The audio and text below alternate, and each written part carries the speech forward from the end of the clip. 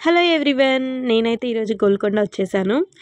చాలా ఇయర్స్ తర్వాత వచ్చాను నేను గోల్కొండకి, ఫస్ట్ టైం అది కూడా.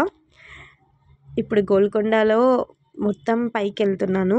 ఆల్రెడీ కింద నుంచి వచ్చేసాను. కింద ఏమంత అనిపించదు, కానీ పైన చాలా బాగుంటుంది. టికెట్స్ రేట్స్ వచ్చేసి ఇండియన్స్కి 25 రూపీసే, చిల్డ్రన్స్కి అయితే ఫ్రీ టికెట్.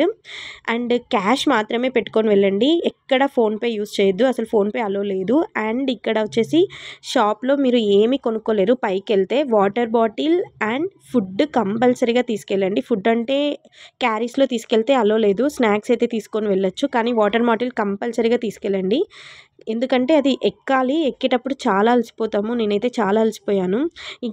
ఇక్కడ చూసారా కొన్ని స్టోన్స్ మిడిల్లో రంధ్రాల్లాగా ఉన్నాయి పైన. మీరు చూస్తే అక్కడ నుంచి రాజులు అక్కడ నుంచి చూసేవాళ్ళంట, రాజులు మంత్రులు మన శత్రువులు ఎవరైనా అటాక్ చేస్తున్నారా అనేసి.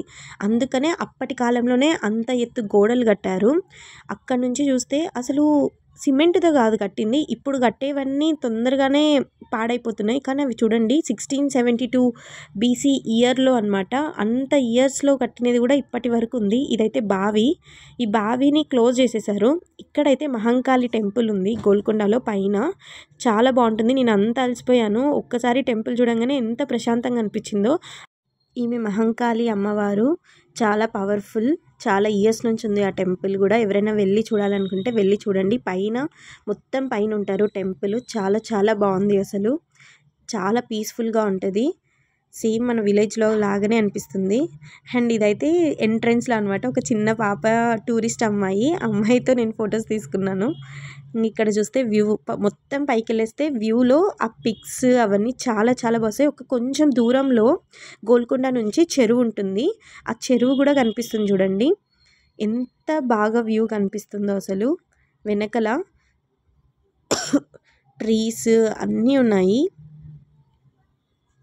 ఇదైతే గృహలాగా అనిపిస్తుంది లోపలికి వెళ్తే. మీరు చూడండి, అక్కడ నుంచి లోపలికి వెళ్ళాలి, స్టోన్స్ మిడిల్లో ఉంటుంది. మొత్తం గృహలాగా అనిపిస్తుంది లోపలికి వెళ్తే. మబ్బుగా ఉంటుంది అసలు, పావురాలన్నీ ఉంటాయి లోపల. అటు సైడ్ ఇటు సైడ్ మొత్తం పావురాలే ఉంటాయి, సౌండ్స్ చేస్తూ ఉంటాయి పావురాలు. నిజంగానే గృహలో ఉన్నట్లు అనిపిస్తుంది. అంతమంది జనాలు ఉన్నారు కాబట్టి మనకు భయం అనిపించదు, కానీ ఒక్కరే ఇద్దరే అయితే వెళ్ళలేము. ఆ కొంచెం సేపే, మళ్ళీ అటు సైడ్ వెళ్తే బాగానే ఉంటుంది. ఇదంతా గృహనే.